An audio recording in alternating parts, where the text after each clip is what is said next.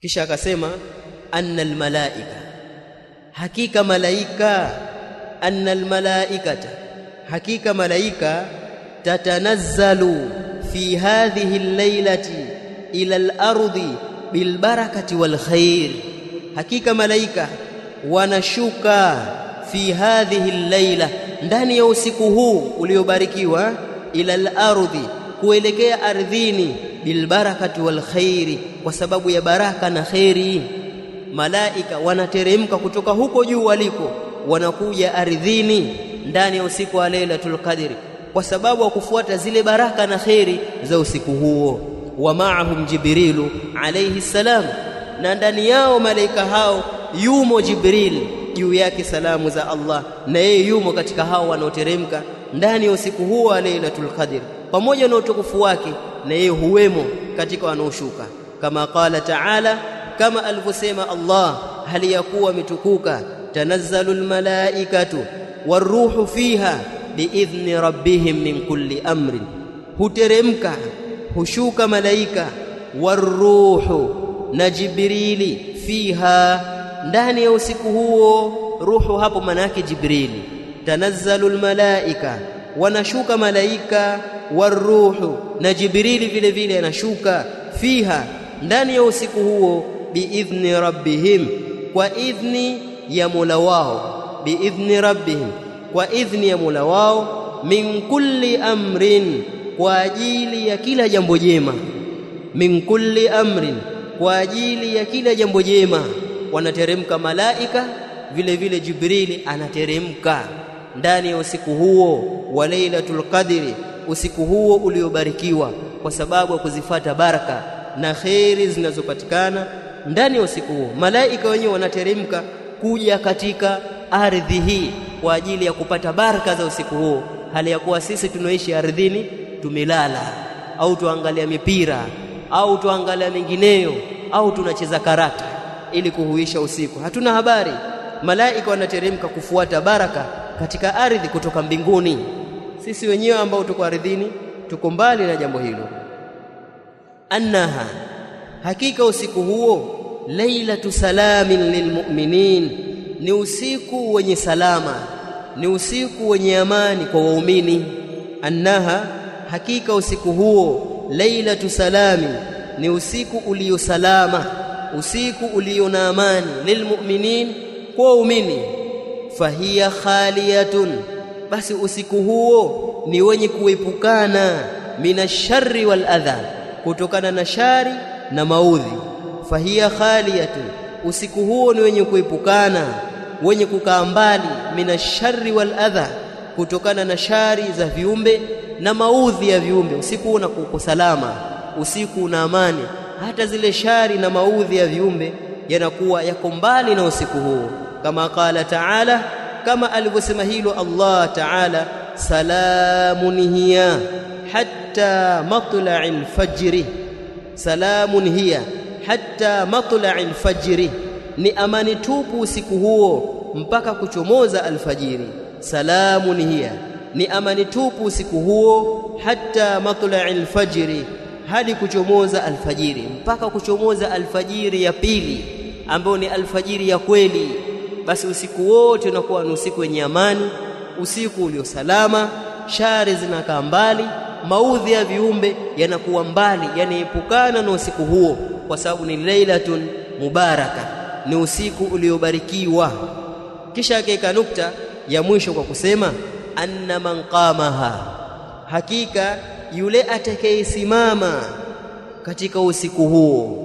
Anna man qama, hakika yule atakayesimama katika usiku huo, imanan billah, hali ya kuwa ni mwenye kumwamini Allah, wa bima a'addahu, na hali ya kuwa au na hali ya kukiamini, ma a'addahu, kile alichokiandaa yeye Allah, mina thawabi, katika malipo ya thawabu, liman qama, kwa yule atakayesimama usiku huo.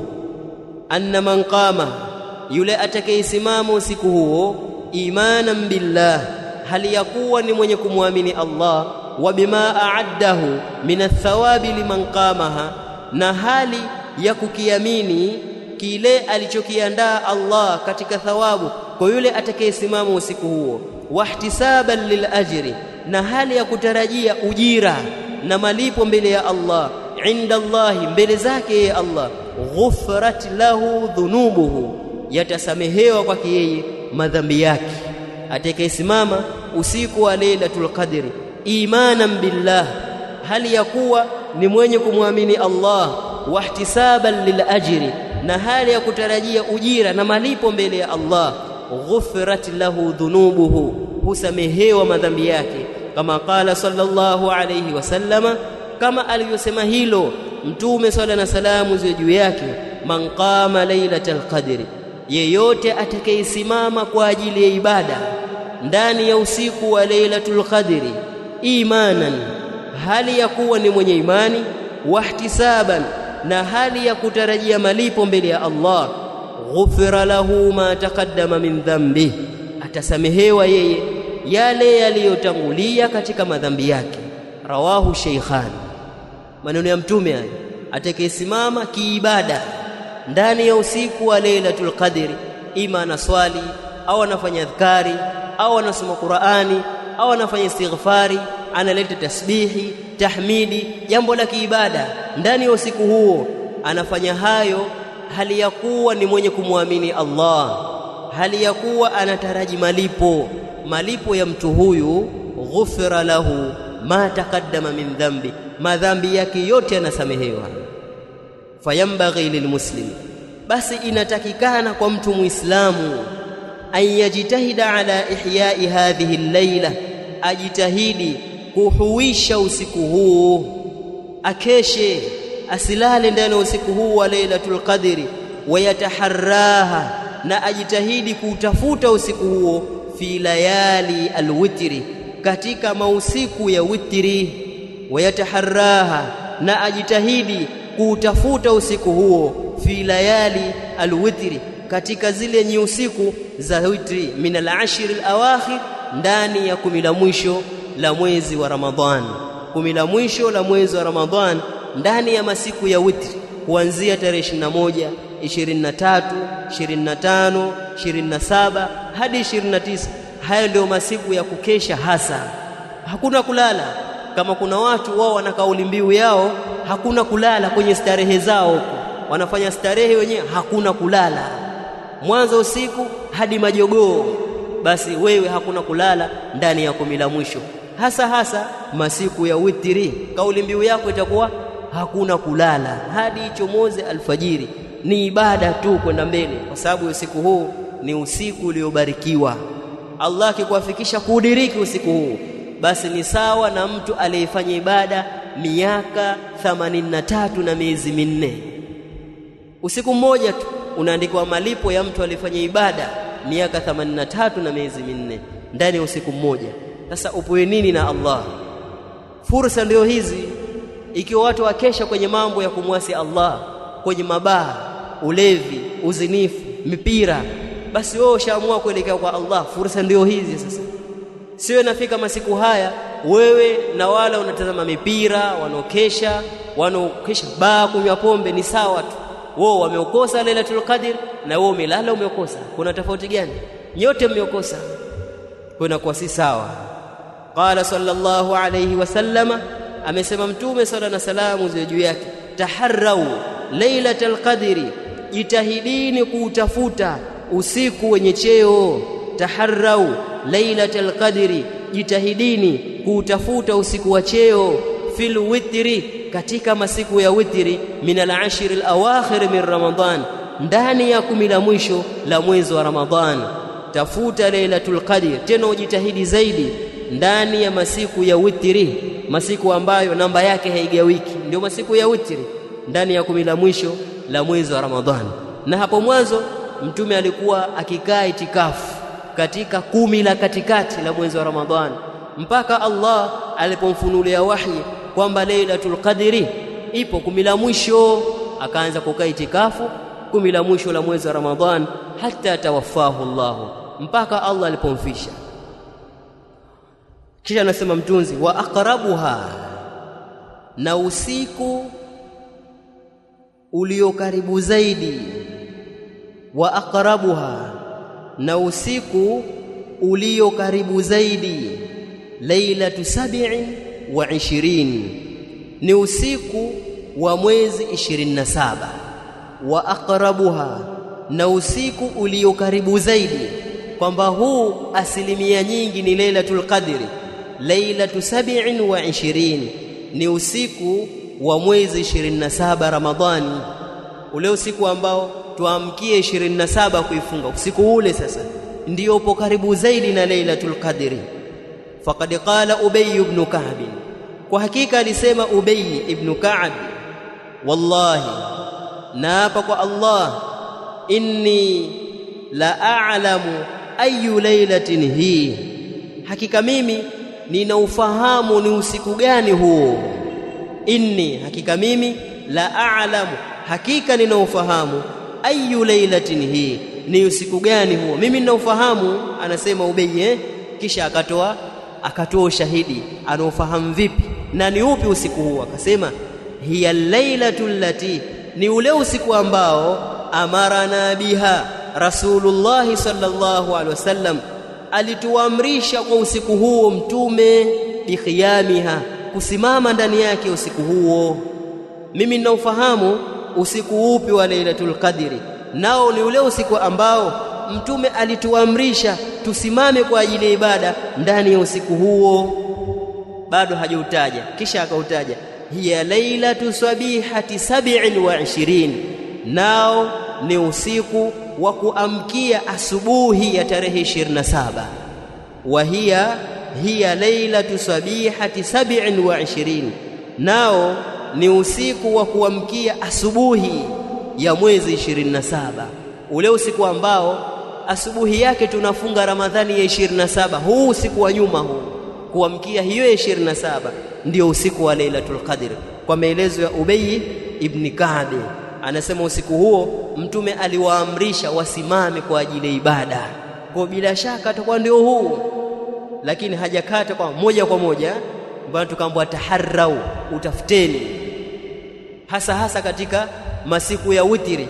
Lakini usiku ulio karibu zaidi unaopewa asilimia nyingi ni usiku wa kuamkia tarehe 27 Ramadhani. Rawahu Muslim. Mwisho kabisa Mtume anasema wayustahabbu, na panapendezeshwa, al-iktharu fiha min ad-du'ai, kukithirisha ndani ya usiku huo dua. Wayustahabbu, na panapendezeshwa, al-iktharu, kukithirisha, kufanya wingi, fiha, ndani ya usiku huo wa lailatul qadr, min ad-du'ai, maombi. Mtu achukue muda mwingi kumwomba Allah ndani ya usiku huo, shida zake tofauti, hasa akhira yake. Faqad sa'alat Aisha radhiyallahu anha an-nabiy sallallahu alayhi wasallam, hakika Aisha alimuuliza Mtume, swala na salamu ziwe juu yake, araaita, unaonaje ewe Mtume, kwa maana nipe habari, akhbirni, nipe habari ewe Mtume, ina alimtu, ikiwa nitajua, nitafahamu, nitayakinisha, ayu lailatin, ni usiku upi ambao lailatul qadri, ni usiku wa lailatul qadri. Nipe habari ewe Mtume, ikiwa mimi nitaufahamu ni usiku upi wa lailatul qadri, nitaufahamu, ma aqulu fiha, nini niseme ndani ya usiku huo. Ikiwa itatokezea kufahamu zile alama za lailatul qadri, nikayakinisha usiku wenyewe utakuwa ndio huu, anamuuliza Mtume, nini niseme ndani ya usiku huo? Qala quli, Mtume akasema, sema wewe Aisha maneno yafuatayo: Allahumma, ewe Allah, innaka afuun, hakika wewe ni mwingi wa kusamehe, tuhibbul afwa, unapenda mno kusamehe, fa'fu anni, basi nisamehe mimi.